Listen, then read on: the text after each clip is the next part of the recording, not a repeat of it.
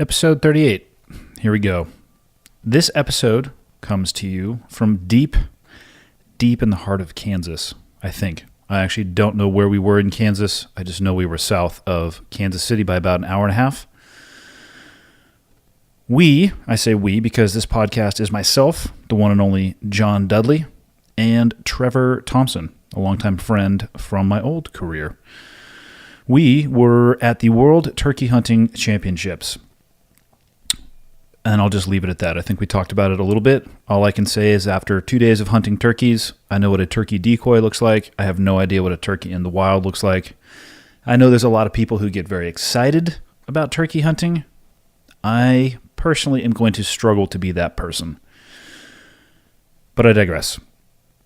The cool thing about this trip was being able to be there and see Trevor actually pull back his bow for the first time and fire an arrow. And it was cool for me because that was me 6 months ago. I had shot my bow in my backyard, so I was not starting from what I would call the absolute baseline, which in this situation, if you have John looking over your shoulder and coaching you from that absolute baseline, I think anybody who is listening to this, who knows anything about archery, realizes that Trevor was the winner of the lottery in the archery world for sure. And he deserves it. He's an awesome guy. But it was great to sit there and watch somebody else kind of starting the journey that I started last August. And then 10 days from now, I think, we're going to go hunting again up in British Columbia, where we will be joined by the one and only John Barklow. Now, I'm going to totally get off track here anyway, but I'm gonna fire this off in the hopes that it has the effect I'm looking for. The podcast with John Barklow was number 35. We were hunting in Lanai. We talked a lot about that, but we also talked a lot about survival type stuff. And the feedback that I got, I wouldn't call it overwhelming, but there was certainly a lot of it. And people were asking about survival specific scenarios, or I should say specific survival scenarios. And what I would like to do while I'm with Barklow, because we're going to be up there for, I think, 7 or 8 days, is I want to record some podcasts with him, and Dudley will be there too, and Trevor, and the input of all four of us on very specific situations that people have questions about when it comes to survival.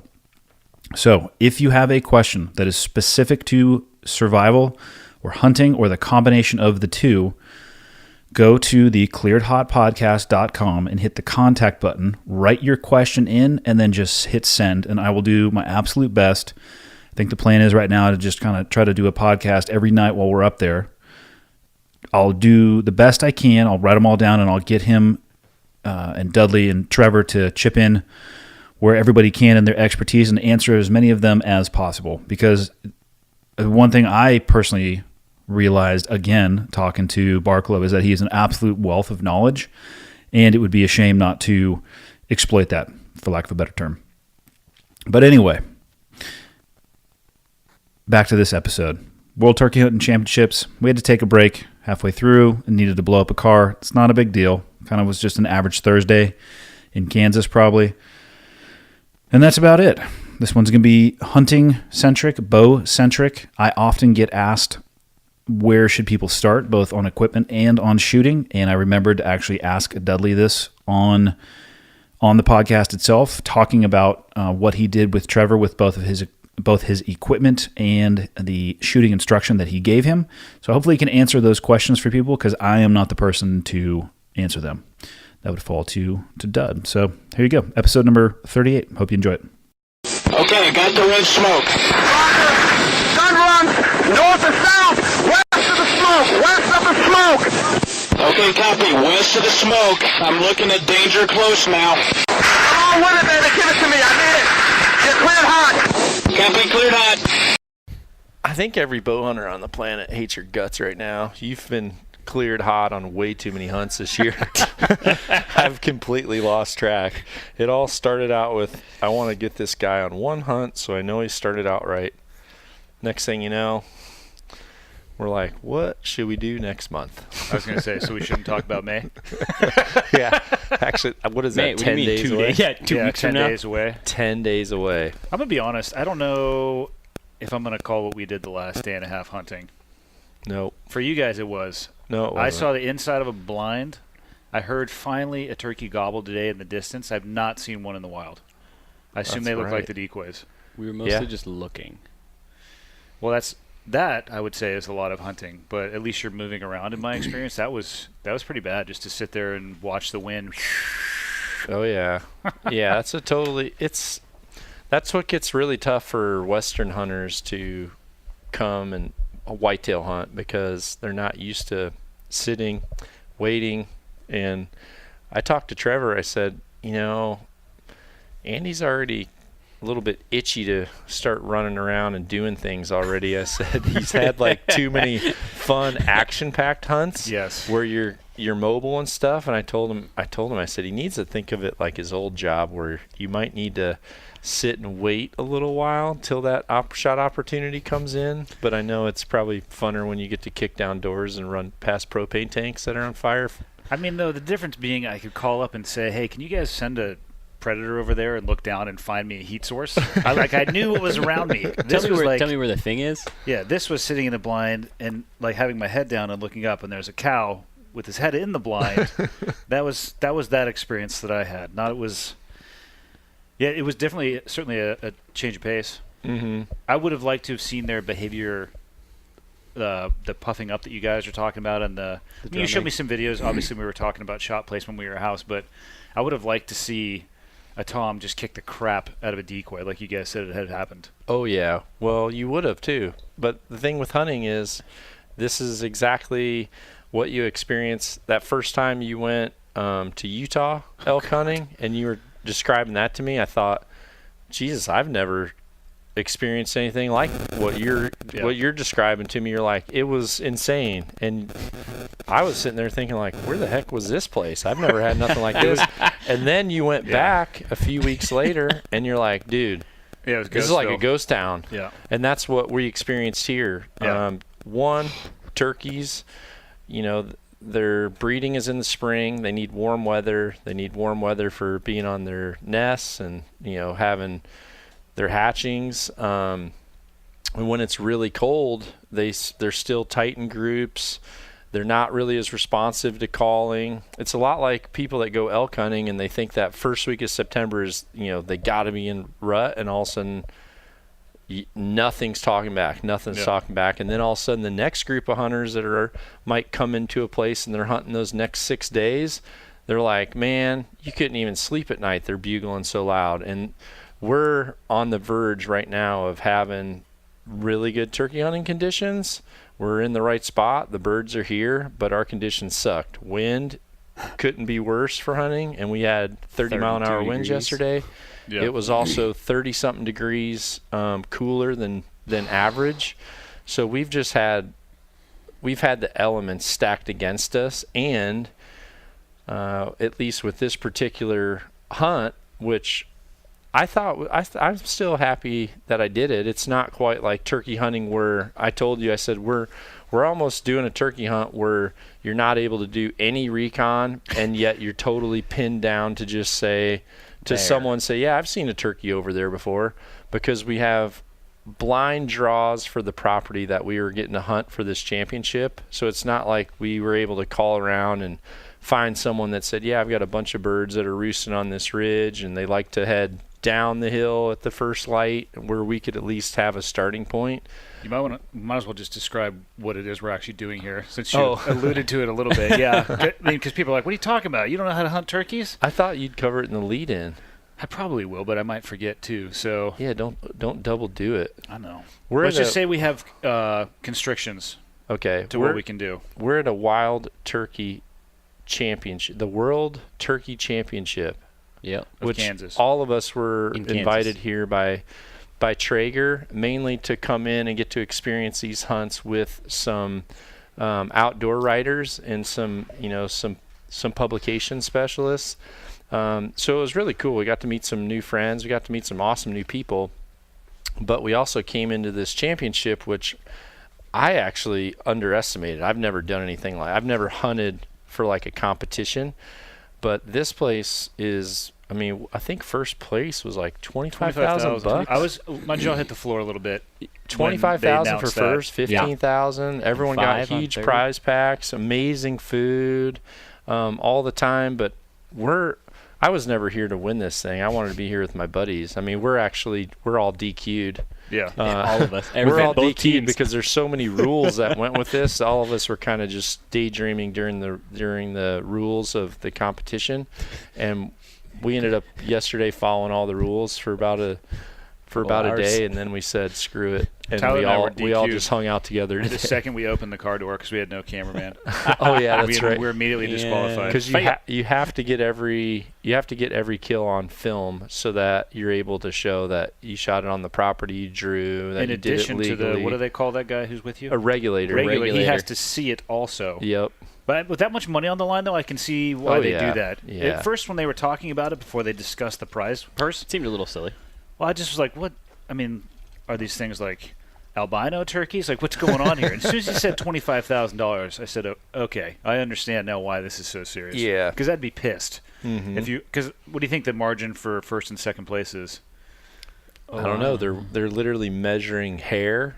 Is there a way to stretch hair? spur. People out there like they're measuring quarters of an inch. Yeah. Yeah. Yeah. I mean, I don't know. I've seen so many. I've seen some people go to some big. I don't know.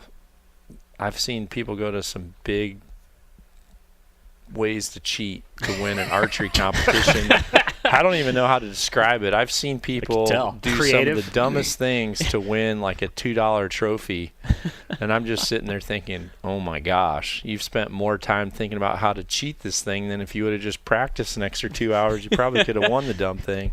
Just do a couple more practice shots. So it was serious, for sure. Yep. It's exceptionally serious. But it was the real reason we're here is we knew Traeger was going to be here with some new product that we were excited to see, which is really awesome for the hunting. We can't talk about it, but for the hunters out there, this is going to be a game changer. Guys that are doing some. I'd say for anybody who's mobile. Anyone who's mobile, this is going to be a game changer.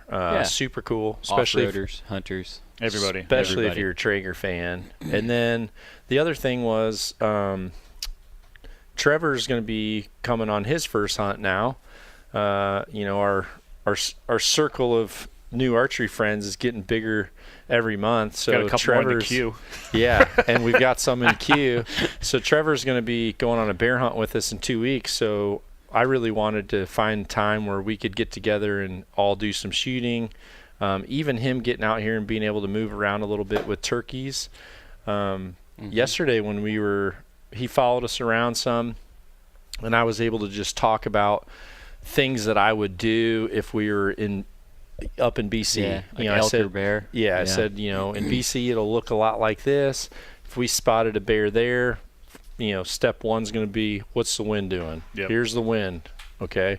Then the next thing we'd look at is what do we need to do to do that? And we talk about, using the terrain, and obviously from your background, you felt comfortable. Way to do it. Yeah. And you probably gained confidence just in the fact of knowing that, because your background, you already have training there. The only element that you're missing, I think, is going to be understanding the behavioral patterns of each animal. And then once you have a basic understanding of that, then making the shot, which I think is going to come very, very easy too. But learning, like Andy came here not understanding that turkeys are so different from elk because their eyesight is their number one. I mean, I knew they were different. Yeah. They don't have horns. You knew they were a little smaller. Andy doesn't know that. He hasn't You did seen describe them, though. That's true. I didn't. They could look like an elk. I'm not positive. The decoys don't look like an elk. The ones in the wild just may. But you actually described them as they act a lot like elk. Yep. They act a lot like elk in the fact that they get groups. Yep. The one male or two males have, their little flock or their harem, and the males are calling to the females, and they, their calls are they're responsive that way when the time's right. So you're making hen calls. You can gobble at them too, but you're making hen calls, and those gobblers are gobbling to you, pretty much trying to say, no, I'm here, you come here, and then you're trying to entice them, and then they literally come looking for you. And they're coming in looking for you. And my hunt yesterday was awesome because both times the first bird that I called in for Chad just came right into 12 yards, puffed up, just literally came in almost sideways, just ready to jack kick our decoy that we had, our little adolescent male decoy. We call him Jakes. And then in the evening, we did a tactic that we call running and gunning. So we were with a new buddy of ours, Ian, and he had a shotgun. I was pretty impressed. He's turkey hunting with a breech shotgun. About a 4-inch barrel on that thing. I mean, he looked like he was ready to jack someone's home. But that Britt wanted to kill some thunder chickens. Yeah, and we heard a gobble. A turkey gobbled back to us in the afternoon, about 4 in the afternoon, and then we ended up calling that one. The turkeys ended up sneaking by him and Chad Mendez, and they came up and were literally standing 7 yards from me as I was like tucked in on the ground, leaning against a tree, looking at them out of the side of my eye. And I had to wait for them to lose interest in me to decide to like go back to where they came from. And then when they finally went back past him, he got shots. And you're allowed. Do you allowed. think they saw you? Or did you think they went to where they heard the noise? Because if their vision is that good. From what I saw this morning with Chad, because we went out and were calling and doing the same thing, running and gunning, and we were trying to call them in, and we think that they might have seen the cam on Chad's bow. And they were looking, and they stayed like 40 yards away, and they'd wrap around the side. He kept calling. They'd look, wrap around the backside, do the same thing over and over. They just would not come in. Turkeys and moose have the ability to pinpoint that call to the spot audibly. Yeah, moose, like bull moose, you can be in a fixed position and make a cow call one time, and all of a sudden across the whole lake you can hear a bull moose return a call. You're like, whoa, and I mean it's way off, and then all of a sudden you see the moose working, and it'll literally come to within this room of you and be looking around. Their ability to pinpoint sound is amazing. Those turkeys, when I called to them the very first time, I'll guarantee you they knew within 5 to 10 yards exactly where I was standing on that ridge. And as they came up and I knew they were walking past Chad and them, I wasn't going to call at them more because I would want them to stay within those guys as long as they can. I actually was trying to call them past them like you would an elk, and they made it past them without too far past. Yeah, and then they were too far past, so I had to just sit there. And they were there for probably 15 or 20 minutes because they knew hens were calling at us from right here. Wow! So they were standing right around me, and they were gobbling and gobbling and gobbling. Like, where did you go? We know you were right here. Where'd you go? If they had hard busted you, would they just run off? Oh yeah, yeah. Bolt. If I would have turned my head 15 degrees and they would have saw the brim of my hat move like that, they would have been gone. Huh? Yeah, you have to be frozen. They're different, and that's what makes them cool. Yeah. I mean, they're small, but they're also tasty. I'm gonna feathered ninjas. This new recipe I got which working. We can't talk about that either until you perfect it. I think it's going to be dynamite. I know it is, but we got to at least try it before we recommend it to people.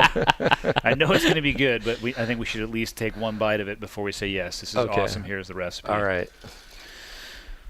So here's one I get hit up on all the time because people think I know anything about archery, and it's where should you start? And I think we have the perfect pairing of people. Ooh, I like that. To talk about, because I'll get an email probably once a day, hey, I'm getting ready to start. Anytime it's gear related, I just push them over to Knock on Archery and just tell them to watch the videos. Yeah. But people, it's cool though that I'd never thought I'd have any interest in hunting, but listening to you talk about it on the podcast, now I'm developing an interest. What should I do? It's like, okay. Yeah. Speak of the devil, here's Trevor. Relatively did kind of the same thing, hearing us talk about it or knowing that that's what I was doing. And so I think it'd be cool if you just walked people through and talk to him about that whole process, which I would say the shooting portion began last night. Up until then, it was, I would say, the lessons in the stalking and getting used to the terrain and kind of just getting a feel for the flow of how it goes. But so we turn it over to the master, and he can just answer that question once and for all as to what does it look like to start from. Was that your first time firing a bow last night? Yeah, ever. There you go. This is his first time drawing a bow. Yeah. They didn't. They made me draw it once. Oh, yeah, did you pull one back? Yeah. Okay. They had me pull them back with a non-release. Yeah. Yeah, so it wouldn't Release. fire. From wouldn't place, fire. right? You went to go get measured. Yeah. Okay. I think most people should start at an archery shop first, but do a little bit of research, and I think you can go to like Hoyt.com, you can look up dealer locator, and you can find out who your closest dealer is by typing in your zip code. But it would also be good to maybe, call Hoyt, and if you could, the reps are probably going to get mad, but if there's any way for you to get in contact with either, a reputable shooter that you find on Instagram or someone like that, or even the sales rep, to say, okay, I'm in this area and I'm willing. I'm not saying I have to go to the archery shop that's in my town, because sometimes there's ones that do a better job of teaching people than others. Yeah. Some people, it's no different than, getting your tires for your car. There's some tire shops I've gone to, and I would never go there again. They don't. There's one shop where I live now, and it's a Matthews shop. Yep. And I don't think they have a single Hoyt in there, and you're going to get the products that they like, and it's a different experience for sure than going to the few that I've been that have a wide selection. And they were there mostly to, and they moved. Now they have 1 7-yard shooting lane. Yeah. So that experience is going to be different than going somewhere where you can actually work some stuff out. Yep. And maybe you go to a shop and invest some time, shooting a bow. Maybe you want to, rent one and have them, say, I want an hour lesson. I want to rent one. I want to get taught right. And then after I shoot a little bit, I want to decide what bow fits me best, because at that point, you're going to actually understand what something should feel like or what it doesn't feel like. Yeah. But like I could have you're lucky you got dialed in with your bow. You're dialed. But I could have easily gave you one of these ones that are out here in the barn that are 30 years old, and you would have been like, yeah, it's pretty cool, but I don't know. And then I could have put this one in your hand and been like, wow, that just feels way better. It's quieter. It's easier to pull. It doesn't sound like a 22 firing.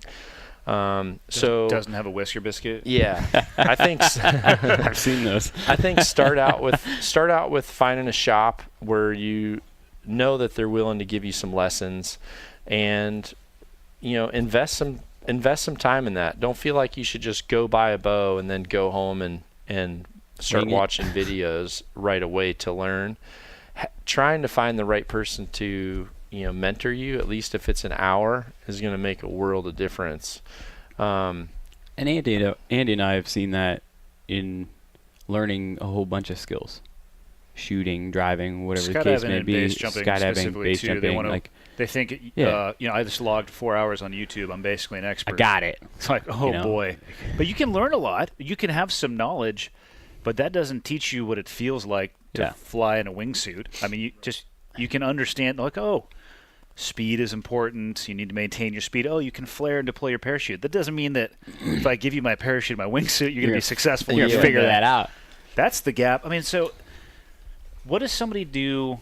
So if you can go to archery, what does somebody do if they're in a remote area, though, that doesn't have an archery shop? Do they end up just getting – I mean, how do you do that if you're remote? It's hard. You travel. Invest the time to go to a city? I mean, that was me. That's where I started. I mean, I grew up in I got my first bow when there wasn't any archery shops very close to me at all. And then the one that we did have, they didn't have archery techs. You just bought it in there, and then you came home and put it together. Just a retailer. They slid you the box across the table. My first compound bow, my dad put my rest and my sight and everything on it, and I just shot like he just bought an Allen wrench. Yeah. And however it was adjusted out of the packet, he tightened it on the riser, and that's how I shot for probably my first 12 years. How'd it fly? Whew.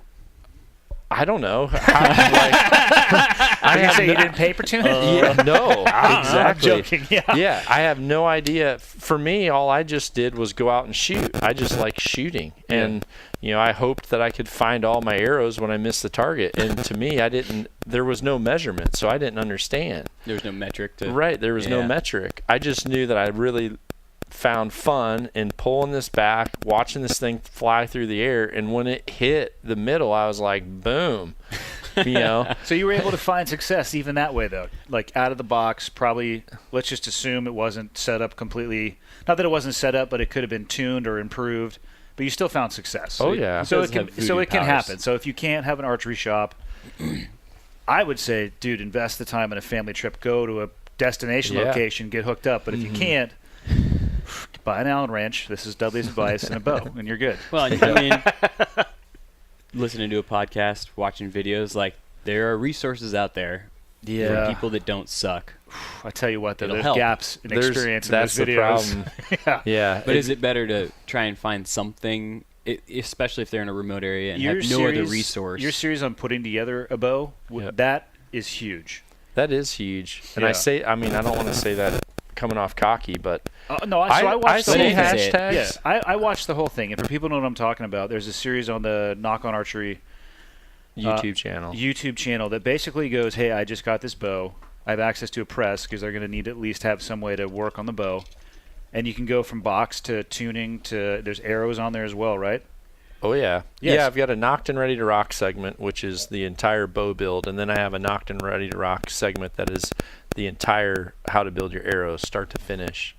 And you're in the ball game at that point. Yeah, you are. Yeah, you're on the team. I've got people that tag me that have tagged me in series of photos where they literally have a bow in a box and they like bought a bow press and they put the whole thing together themselves. Like even Torsten, our friend Torsten. It's actually scary. It's awesome if you do it right. It's pretty scary though. Yeah, it is awesome if you do it right. But our buddy Torsten, he bought a press, and this happened years ago. I had a company that had a bow press, which is what you have to use to actually flex the limbs enough to where you take tension off the strings and you can put new strings and cables on it or whatever.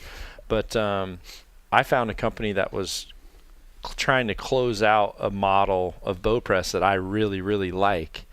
So I ended up just saying, well, how many do you have left? And they had a lot left. And I just said, I want to buy them all. And I bought them all. And I told my followers, these presses are going to be for sale. And if, I'm going to give everyone a month to buy them. And then I'm going to do a series on this is how you work on your own stuff at home.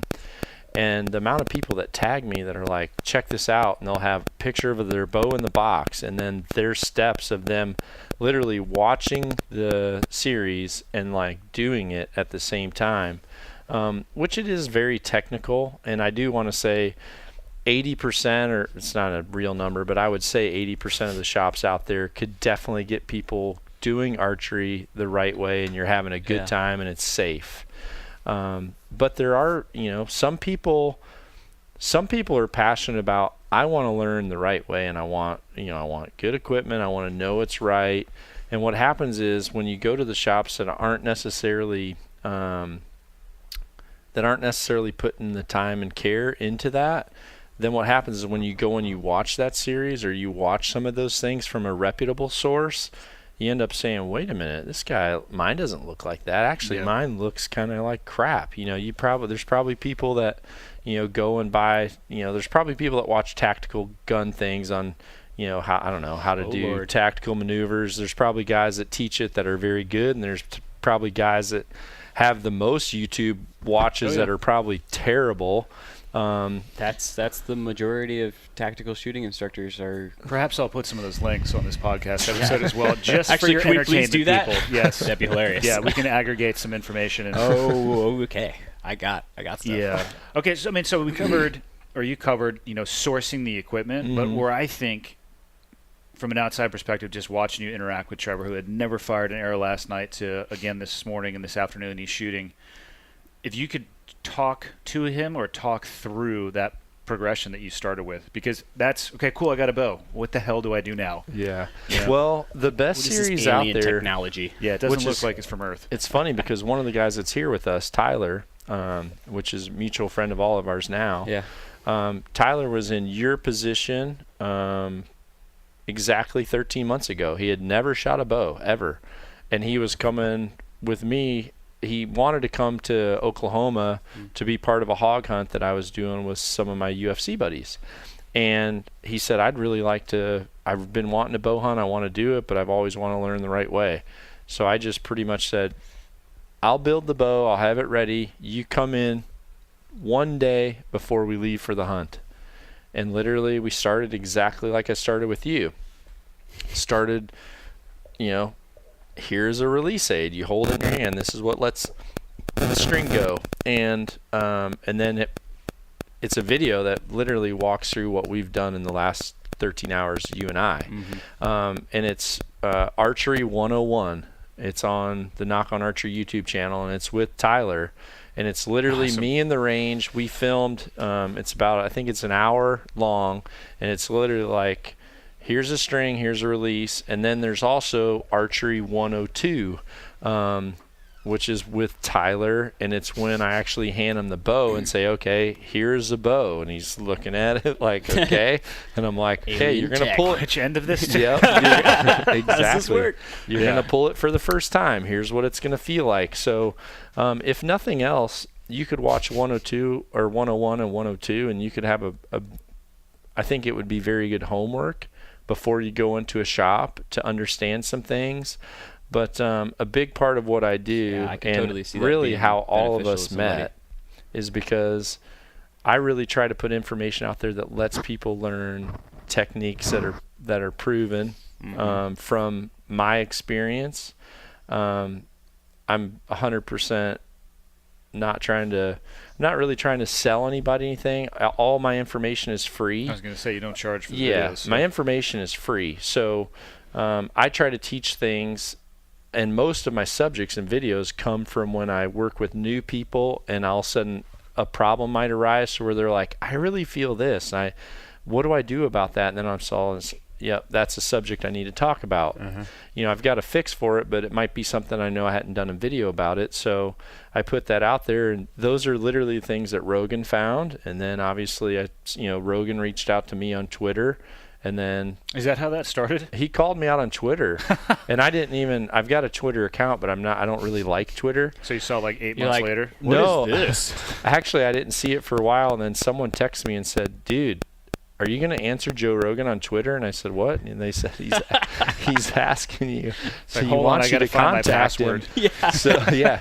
So then I kind of figured out how to message through Twitter, and then we finally hooked up, and I went out and worked with Joe for a few days, and then, and what's great about Joe is with the MMA world, he understands, and I think with his Poole MMA, he understands that there's people that are very, very good at what they do in that profession or that world, and then there's also other people that I wouldn't say they're more accurate or they're a better fighter or whatever, but there's other people that their gift is being able to relay information to someone to where they can soak it in.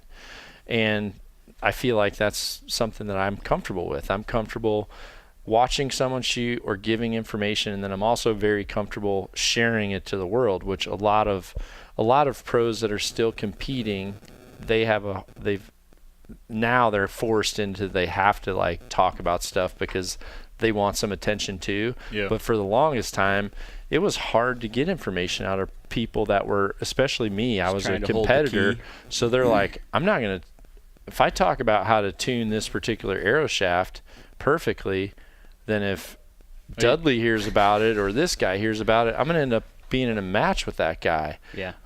So, it was hard at one point to get that information, whereas now, I like seeing people get better. I mean, I get a kick out of seeing these posts where people literally say, I just built my first bow, and they show that video. Yeah. These are people that, and some of these people may drive hours to get to an archery shop.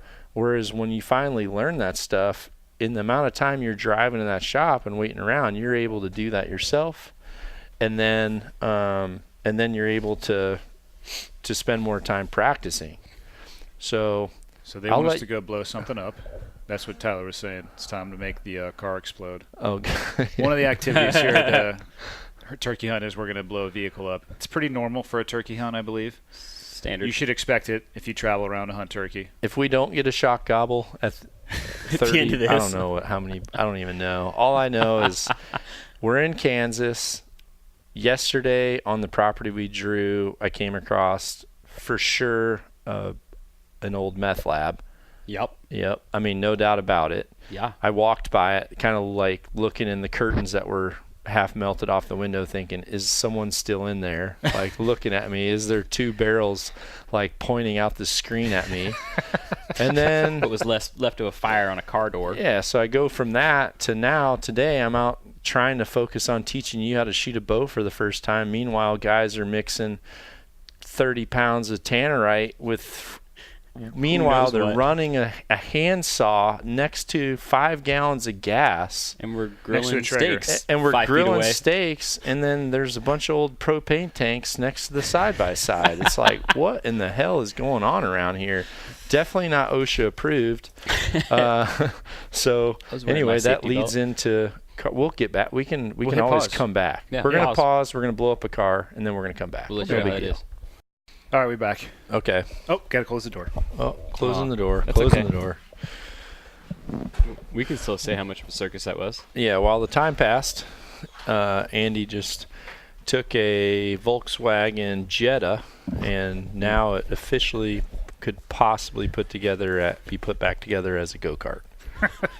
Possibly. Slight smoky flavor. It is smoky. Yeah, I don't know what to say about that. I mean, the guy asked me if I want to shoot a car and blow it up, and I don't know any other answer to say than yes, but it's not what I would normally do on a Thursday. So we were talking about archery, I think. I wanted to hear from your perspective, Trevor. Yeah, Since we need Trevor's perspective. yeah, Because he learned yesterday. Yeah. I did at 11 p.m. So what do you think, though? Told you. Well, yeah, you started in the field earlier that day. I did. told him I'd give him lessons on Wednesday, Yeah. so I had to follow through. So, started out on the turkey hunt. Yep. We went out, and following Dud around was interesting because it was a lot like patrolling. Yeah. You know, like a lot of the concepts are the same, you know, using the dead space, understanding direction of sound carrying. But Did it you was notice cool. how large his legs are, Oh, yeah. and you have to take I two wasn't steps. walking Yeah. fast at all yesterday. No, you weren't. Your normal pace. But your normal pace is like just- my normal yeah. plus one. What? Your Yeah, normal I was pace in- is I didn't just even- underneath record time for the I Boston don't even Marathon. think I took it out of. I don't even think I put it in gear yesterday. No, you were in first. I was in more. Really? Oh Well, my gosh. I'm 5'9". I'm schmedium sized here. It's accurate description. So sorry, you were on the hunt, dead space. I just Got like to around point how out short every I time am. I get the chance that Dudley is inordinately tall, and it's hard to keep up with when he runs. Using the dead space, understanding how the sound will carry, how our movement is. Like you were talking through, like not moving around when the turkeys are there, what their sight's like, what the smells are like for some of the other animals. And that's interesting to hear and see and then start applying. And I got to apply some of that this morning and watching Chad with Mendez. Chad By Mendez, the way, is Mendez eating back chips. there Chad eating- Mendez has a fight in 2 eating months. snacks, Meanwhile, he's doing eating his tortilla profession. chips in the background. The definition of unprofessional. Yeah. And then that evening we came back and you started me on the trainer Yep. and you started explaining everything. Is it the right release or the ready release?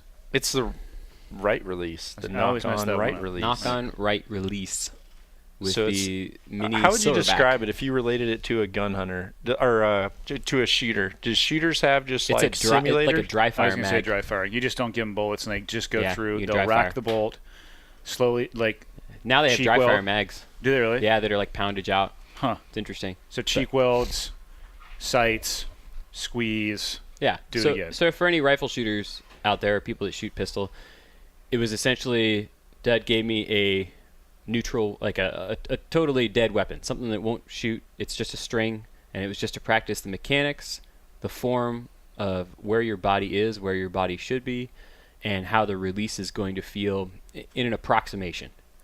It's not perfect, but it's close enough to at least get the feel of, where the tension is, where the pressure is, where there shouldn't be tension, how your mechanics should line up, and where the bone structure should feel. Yep. And how you explained it made sense, a lot like rifle shooting, where it's, all right, you get your index point. Andy did a good job at that. That would actually those points there, which I don't remember because I've never been a gun hunter. But what was really, and I say gun hunter, but anyone that's a tactical person or a weapon, someone trained like a carbine shooter, in any type of weapon, right? Andy did a really good job coming in and being able to take the things that I was trying to relate to Andy based on my limited knowledge in that realm. Mm-hmm. I was, Chad, good now Lord. you're doing water? Gee, there's bottles of water in my Yeti. Go get it. Really? Yeah, go get it. See, good game. See you in a little bit. He's groggy. He just woke up from a nap. Andy was doing a really good job of describing things in a way that immediately let you, as a person that was familiar with guns, immediately relate. Whereas I've always, as a teacher, I try to find something where with Joe, I know he's into MMA, I know he's into yoga. You're talking about common ground. Yeah, I was trying to find the common ground, and you were able to tell him some things that immediately made him understand it instantly. Do you remember what some of those were? Because that would actually, the index point with one cheek of them welds. is finding the cheek weld. Like it's especially and if you're going to shoot bone. Anything that is long distance. Like if on a rifle, if your cheek is in a different spot every time, you're looking through your reticle and it's like, God, this doesn't look right. There's a little bit of a shadow in the, you know what I mean? Like it's just, you're not looking through it properly, and you could have the best shot sequence and the smoothest break of the trigger, and your bullet's not going to go, because the bullet's going where it's aimed. You're not touching the rifle in the way that you were before. So that cheek weld, which I was using when talking the priority being to find your anchor point, like that is your priority. And then with the grip, anchor point being your hand that holds the string, where it is anchored onto your face. First knuckle is under your jaw. Yeah. Mm-hmm. And then I think the other one that worked for him was actually having it in his hand, and just that was more talking about climbing and using the efficiency of your joints as opposed to and I did it too when I was learning how to climb. Your first few times, especially when you're climbing above your own protection that you're setting, you're so exhausted by the time you get to the top of your pitch. And the person will come up behind you, and they're like completely fine. They're like, "Dude, I'm obviously a pussy. I suck." And what you don't realize is then you watch them switch, and that new lead climber goes up, and they're just over gripping everything, and they're relying on their muscles, especially guys. Right. That they're like hanging on like a half pull up, whereas the pro climbers, the really good people, they plant their feet, and they'll always sink down, and they'll let their joints absorb the load as opposed to their muscles. So then when you need the muscle, you actually have the muscle and you're not smoked out. And climbing is mostly with your legs. That's not very germane to what we're talking about right now. But I'd also like to say it's that relaxation, on the trigger hand on my right hand, because I'm a right-handed shooter, as well as the sight alignment and not being front sight focused. Yeah, that's the important big one. that you said that to me, very, very because important. that's something that we do as rifle shooters. Or pistol shooters, right? Pistol shooters and rifle with iron sight. Yeah, and especially because it's a colored reticle there. Like I'm pretty sure that I wouldn't have necessarily realized that I was doing that without you saying it. But now I'm softly focusing through those two sights. I'm was just using really a soft good focus and like having a target, which makes the target shooting today easy because I'm like, okay, well, it's on there enough. And for people who are confused what we're talking about, when I learned how to shoot pistol, and I'm sure it was the same for you, Trevor. It was, draw the pistol, present it to the target, and your eye is literally burning a locked hole on your front sight. Everything behind it should be blurry. Yeah. And in your peripheral, not really your peripheral, because it's right in front of you. Your depth of field. And you'll have 3 dots across, assuming it's a dot, or it could be white, green, white, whatever it might be. But your sole focus is front sight, and that's all you're staring at. And I found that was my natural inclination the first time that I picked up a bow. Because it's actually right there. Right at the same distance, if you think about it, that a pistol front sight is. So I would draw back, and I'd sit there, and I'd look at it, and it made me want to go right now. That reticle's 5 inches away from your fingers. It's like right like a pistol. Well, it's because I was just staring at it, and then every time you stare at it, all you can see is like, oh my God, it's moving. Oh my God, it's moving. Oh my God, it's moving bigger. I gotta fire now. Entire attention. I don't know. But that's what you don't want to do, right? Yeah, exactly. And I don't know if that is what people are doing when they talk about target panic in the archery world, but to me, it makes sense that there's some.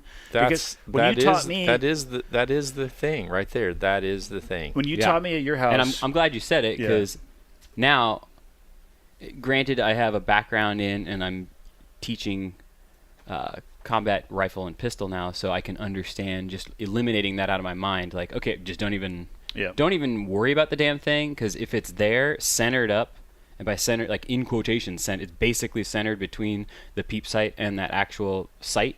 It's good if it's on target. It's gonna move. That's another key point. I think at full extension, and you're holding a quarter of the poundage back. Yeah, that's a lot. For Andy's listeners, this is so important because there's a lot of guys out there that may already be shooting a bow, but just may say, I've never really found it to be that much funner. I'm not that much more accurate with it, and they just given it up on it. And this could be the separator. One of the biggest things for me was what you told me at your house the first time we took a shot at the elk, because I think you actually said, you're like, are you looking at your front sight or are you looking through it at the target? And my answer was I was looking at the front sight. And you asked me that. I remember because I came back to draw, and you had made a comment earlier in the day that my shots would almost always go off at the same time. Mm-hmm. So then I draw back at 80 because you're like, hey, you want to shoot long distance? Kapow. And I was like, yeah, sure, of course. What do you think, 30? He's like, no, sissy, dial it to 80. And dial it up. But so I draw back, and then I'm sitting there, and like the pin's moving, and I'm just looking at the pin, and my shot timing probably quadrupled. Then I caught myself while I was doing that. I'm sitting there, I'm like not breathing normally. Then my vision's starting to go, and then you're just like, you know what? That's close. Yeah, and you mentioned that today to me because I did it once because I sat outside and shot. He noticed the block target he noticed it quick. I caught it because I recognized the difference, hours. And that's why I asked you what you were looking at. And I said it immediately. When he told me, I saw the sight. Yeah, look through not like stare at the target.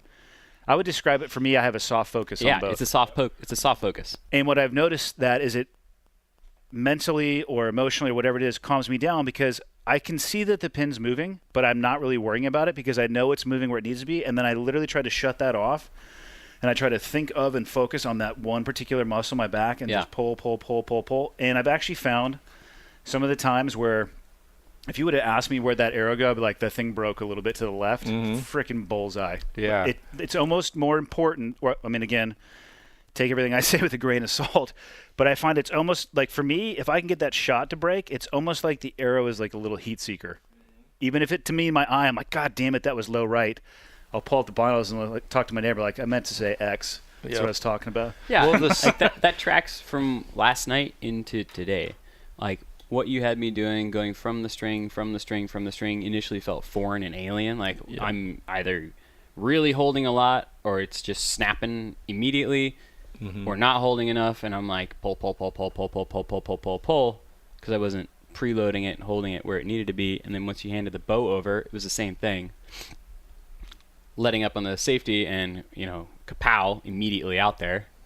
Or it's pull.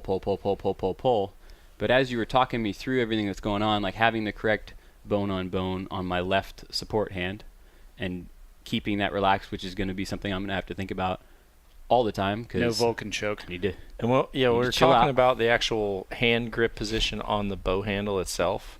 I teach a T formation, so when an archer is at full draw, your front arm is half of a T with your legs going parallel down. With the dirt. And then your right arm is also a T, except your hand is inverted because it's at an anchor position on the face. But when that T starts, if your elbow starts to bend too much or the front shoulder starts to come up, you start to change the shape of that T. So structure and utilizing your skeletal anatomy is critical to being repetitive.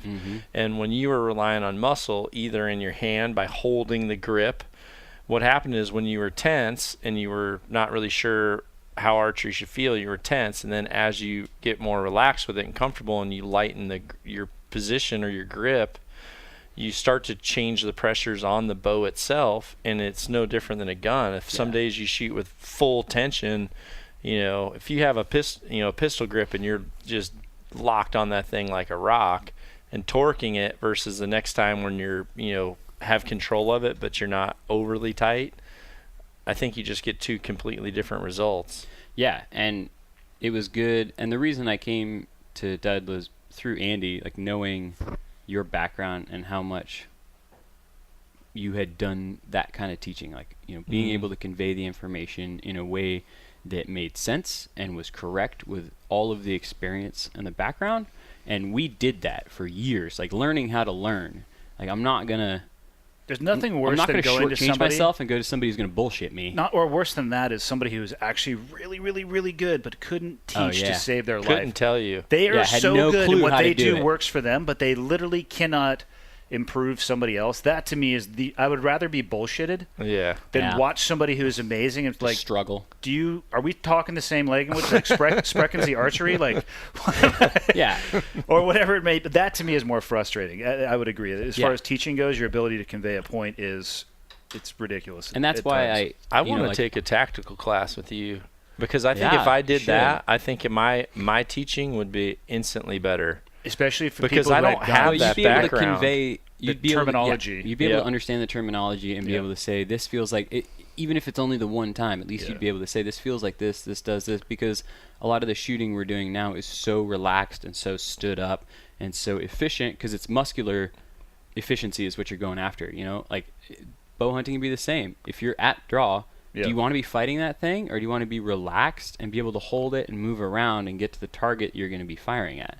I'm so used to surprise shot, surprise shot, surprise shot, and I know that when I have that, my accuracy, honestly, if I have a bow that is 100% set up for it and I'm practicing just a little bit, I think at 100 yards with most freehand you'll gun win. shoot- You yeah. would win. Offhand shooters? Oh, yeah. Yeah. I don't think there's very many that would be able to beat an archer Yeah. that's at the level that I know I've shot at when The I'm at my mistake most prime. people would make is they would want to put glass on their rifle, and they'd be better off iron Just sight. iron sights, yeah. I think if I know right now when I shoot my pistol, and maybe it's totally the wrong way, but I'm just steering a hole through the target and just like, God, this trigger has so much travel, and I'm going and going and going. I'm trying to get a surprise shot. No, you should. That's the same principles for marksmanship. We were talking about that. We were talking Maybe about I'm that going last too night. slow. Maybe my Or focus you're is just not different prepping too. it to the wall. Yeah, you're not same That's thing. all it is. You're So not, Because they're two-stage triggers. It's like that part I understand. like not sitting in the well Valley. valley. It could You're be not a well. Yeah, it's a well. could be a well. It's a deep space. You're not sitting in the valley, right? So you're not prepping it all the way to that weighted prep spot Right. on your trigger. So, like, even if you get it on a really light trigger, like guys that are shooting those competitions, like 2-pound triggers, they can prep all the way until that quarter of a pound when you just touch it and it goes off. I fire those accidentally often. When I pick them up. I always do. Let me That's try what, this. Cack! Whoop! That was two. Well, that's what's cool about that right release trainer Mm-hmm. that I sell is because that helps people identify the amount of preload they can put on their triggers or on their release. There's different styles of release, and I'm sure there's different styles of gun triggers too. But they all the have release slack. They all have slack, and you got to pull it till that slack is gone. Yep. And then you know any energy that you impart beyond that is actually moving the sear. And that's the same thing with this. And you guys have identified like, oh, you're holding real heavy on the wall, and that's awesome to hear and awesome to be able to work through. And like that's why I came here wanting to learn from you, is to be like have somebody look at me and go, no, you're holding heavy on the wall. And that way now when I'm out there on my own, I'm bringing it back and going like, Am I doing I'm like that? internally verbalizing, relax, letting it free a little bit, just staying on the safety, like, okay, all right, like check in, feel where that muscle's supposed to be feeling tension, off the safety, and that's when those are like off, just that little bit of pull, and it's going. what's hard for me is I don't get to judge myself from, an outside view of how I'm coaching. Yeah.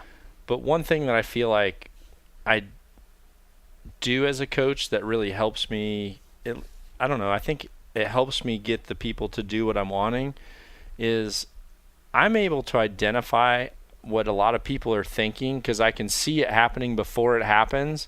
And a big part of that is because I was self-taught the wrong way so long, and I found I tried to figure my way out of all these holes to where now when certain people start to go down certain things, or I see a shot taking a long time, or I see certain breakdowns, I'm like, and there's a few times I stopped you and I said, okay, this is hard, isn't it? And you're like, what? I'm like, it's hard. And you're like, yeah. And I'm like, okay. You busted me. Yep. You got me. Is it because this is taking 15 seconds, or I think taking the a little bit of tactical training from you guys would really, really probably help me do a podcast where I could almost coach archery better in relation to how Shooters really are good thinking. tactical Yeah. gun people think or are taught, because But I have no idea But how I think they're you taught. did a good job because the parallels are so They're closer they're than you so think. relevant and they're so close. Yeah. Like a lot of the stuff you were saying, I was parroting back, but with maybe one word different, because that's exactly how we're taught how to shoot, and that's how we're taught how to move, and that's why when Andy said, "No, yeah, that's who you need to learn from, dude. Like that's it, period." And I'm glad that we did that progression exactly like that last night, because that's how you teach somebody how to shoot a weapon. Well, you have You know? 1 week to practice now, and then I have it's 1 for week, and then realsies. it's big furry We have bears. 5 minutes, and we got to wrap it up because I got to All right. catch a flight. So, you want to give them any advice on the hunt coming up, or what do you want to talk about the last 5 minutes? You can't give away all the secrets. No, the fun stuff hold we have your coming horses. up. Yeah. All right. You can't talk about the chicken recipe or the turkey recipe. You can't talk about the other fun stuff. What else you got? Well, I'm just your guest. It's what you got. What do you got on my podcast? Yeah, what do you got? What do you got? I got nothing. I got planes, trains, and automobiles for the next 36 hours. It's never ending. Pretty much. And then a week off, and then planes, trains, and automobiles to British Columbia. To lots of fun. That's where our next hunt's going to be. It's this microphone set is going to be Flying. a long way from an airport, across the lake, up a mountain, and in a cabin. And hopefully not surrounded by bears. 4 bearded dudes. Or 5. I really do think that based on your guys' background and at least some of the things that I pick up on as I've hunted with Andy and then got to hunt a little bit with you yesterday, I think the biggest thing that separates guys from your background or your type of training from being really good hunters is the only missing puzzle is understanding the true behavior of what your target is. Yeah. And the thing is, they're all animals with different qualities, which is what you're learning Yeah. continually. And I would add the wind Yeah. from the close-in perspective. Mhm. It's just a different animal. But, yeah, I still sit there. Yeah, because humans don't really pick up on our scent like that. If they do, you're doing screwed. something wrong. Or you're this close. Yeah. But, I mean, I still... Hobo warfare. Yeah.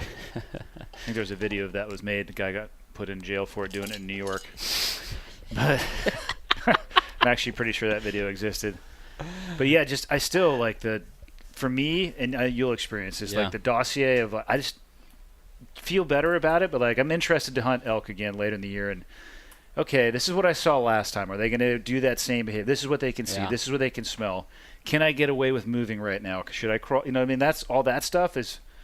There's a lot of puzzle pieces in my brain that are constantly moving We around. talked about Some of this. them- I was talking about This that was to him. this would be a good subject too. I was saying, so base jumping to me, the stuff that I enjoy about base jumping so much and why I continue to jump and why I don't jump the same object almost ever. I only have a couple repeats to a certain degree besides the prine. Like, Yeah. it's just a It's a goof tune-up off spot object. anyway, yeah. Is the puzzle behind it. How do I get there? Yeah. How do I approach it? How do I make it safe? What's the perfect weather? What's acceptable weather? Some of those objects take 2 days to figure out, and some of them take a month. Like, there were some places we went that took every single day returning, Yeah. trying to figure out what's the best time of day, what's the best weather, how's the best way to get there. And I was saying that to me, that relates to hunting. Like, it's going to be such an incredibly interesting thing to do and lifestyle to have because it's exactly the That's a parts good of base term jumping to that I use, love. Lifestyle. Well, and like I call base jumping a lifestyle because it is. It is.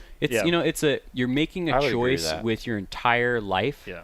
Right? It's the same thing now that I'm seeing with hunting and hunters is you're choosing a lifestyle of being outdoors, figuring yourself out, helping other people out, family, it's conservation. Like, there's so many parts of this It impacts your decision-making beyond outside the of the 8 hunt, for seconds sure. that you interact with an animal. Yeah.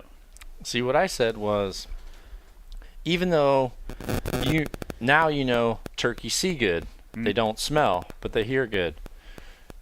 If you apply those principles and you go on a stalk, it could work perfectly for turkey A, but turkey B might have had a landowner, which he lived on the property, which every time he, gobbled off a tree, the guy went right to him. So he might have the experience of, if I hear that and the sound's coming closer, I'm out of here. This might not be the right thing. So what we don't know as hunters, we might know the behavioral patterns, but what you don't know is, okay, this elk, has he been hunted? Has he encountered hunters 15 times to where his sixth sense is level 10 versus the elk He's that's like, never? That's a dog shit call. I'm the turkey. Dog shit call. I'm out. like the turkey that got away from Chad. Yeah. Exactly. But is that why they react so differently? Like some will hear a call and they'll move towards it, while others will call first, and they all just have their own life experiences that are going through their heads. Yeah, that's obviously a hypothesis, but yeah. Well, remember how Barklow talked in the podcast about? He said, some places you go, you can let out a bugle and elk respond. Yeah. Other places, if you bugle, your hunt's gone. over. Yeah. Like, they know That's fake. we're not bugling. Yeah. There's wolves here. As a elk herd, we've all decided no bugles. Everyone votes, yep, no one's bugling. Wolves are around. Let's not get us all killed. And then all of a sudden, here comes Dumbass. Andy with his first bugle call. And they're like, oh, okay, we're out. We've seen it. You guys see that mountain 3 hills away? We'll meet you there. Yeah, exactly. Yeah. So that's the thing that you don't know. You don't know how many times right behind Andy there's a giant whitetail on the wall. And Smiling at him. Let's just say every time that buck came through the field, as he was growing up, the landowner decided to blow his grunt tube at him because he wanted him to come over. The first time or two, he probably came over and looked, but then once he circled him and got his smell, he started to build that association. Yeah. Well, if that deer comes through the woods and you're like, okay, he's close, I think I'm going to have a shot, but I'm just going to blow a grunt at him. And all of a sudden you're like, brr, and he's just like, oh, there's that freaking guy again. And then you say, everything was fine. I just grunted at him like I do every deer. Yeah. And he just floored it. So that's the things that you don't know. You know their patterns, but you don't know their experience, and you don't have the intel of what every single animal's experience is. Time to learn about the big furry ones. So that, for people, I think we eventually answered where should you start, where for gear, where to go for instruction, how you started Trevor off, Trevor's thoughts on it. And his release was a silverback, which is what I started you on. Correct. We actually just got some, I think they're going in stock probably by the time this launches. This will go up Monday, so hopefully Monday, whatever day Monday is, hopefully to them out. And I like it for those of you that are curious. We're not. Yeah. But now you know. I mean, you either shoot a silverback, you suck. I mean, it's no big deal. I said that, not Dudley. It's not a paid endorsement. I just love the thing. It actually, because it, for me, it removes that. It's got to go off now. How would you describe the? It's a release that hooks on the string and then helps you learn the process to fire the string. How would you relate it to people that are in your type of field? If there's guys out there. It's like having a release on your whole hand where you pull it to a weighted wall, just like on a rifle trigger, like a staged rifle trigger. Yeah. And when you get to that wall and you can pull through and execute that shot, it's the same way. You pull through with the back tension. Yeah. You know where you're at. You're at that wall. You know, okay, I got another pound. Pull through the pound. Releases the shot. Yeah, you're moving the mechanism of the surprise break from your finger to your back. So you literally, essentially, like if you're using the Instead release, of a squeeze through, it's a pull through. Yeah, you're training. You're training the same muscle. The surprise break is what is important if you want to have accuracy. At 10 yards, you probably can get away with a whole hell of a lot. Yep. If you put another 0 on that, if you do anything wrong, you're going to be like, "Where'd my arrow go? Did anybody hear anything?" And it's important to note. We talked about this. I can't remember if it was this morning or last night, but surprise doesn't mean surprise within a second. It's surprise within a tenth of a second. Like it's about to happen. Oh, it just happened. Not it's about to happen. I think it's going to happen. That's anticipation. That's anticipation. What you're saying. They're very different. If you're sitting there feeling like tension in your chest because you're anxious, and you're sitting there, you're like, it's about to go, it's about to go, it's about to go. That is different than looking through your pin and just thinking pull, pull, pull, pow, and it goes off. I know it's getting ready to go off. Yep. Plus or minus a second. This is that window. I'm not trying to force that second. I would say that's the difference. And that's a description of the thing. And that's it. I got to pack for a flight. Have fun. Until planes, trains, automobiles. Cleared hot. 2 weeks from now. Cleared knock. Part 2. Thanks, everybody, for tuning in. We are going to have some good podcasts in the next few weeks. Like I mentioned in the intro, going to be going on the road, but the podcast portable setup just keeps getting tuned in. Got some headsets now, 4 people at a time, not having to share microphones, high quality audio. So hopefully we can come back out of that trip with some amazing stuff. And yeah, thank you to everybody who is writing the reviews on iTunes. There is going to be a new shirt coming out here, I would say, in the next 2 weeks. A new product coming out this week that I will say right now is not going to work for everybody. It's something that I have used. People ask me all the time about my EDC, which stands for Everyday Carry. This is something that I carry with me every day. It's not gun-related, people, so don't get super excited. But it's about being streamlined and being efficient and not having a massive bulge in your pocket from a Costanza wallet. But you'll have to wait probably until Tuesday for it to come out, unless you're listening to this months from now, in which case you might as well just go to the website and pick it up. But thank you for the support. Thanks for everybody for listening. Thanks for telling people about it. Thank you for sending me pictures of people wearing the podcast stuff out in the wild. It's definitely appreciated. Definitely motivates me to keep doing this. And that's it. See you next week. Later.